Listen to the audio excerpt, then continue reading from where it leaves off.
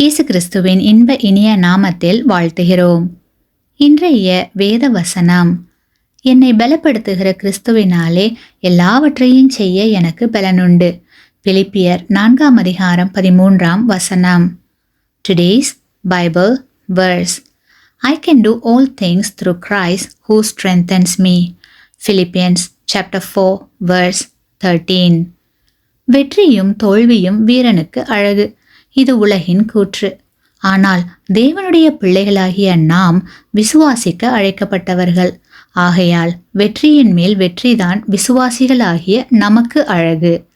வேதம் நமக்கு வெற்றியும் தோல்வியும் உன்னை தொடரும் என்று கூறவில்லை. மாறாக ஜீவனுள்ள நாளெல்லாம் நன்மையும் கிருபையும் தொடரும் என்றும், உன்னை கிருபையினாலும் இரக்கங்களினாலும் முடிசூட்டி என்றுதான் கூறுகிறது.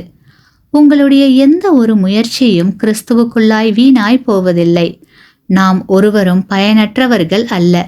மாறாக நாம் அனைவரும் தேவனின் பிரியமான பயனுள்ள பிள்ளைகள்.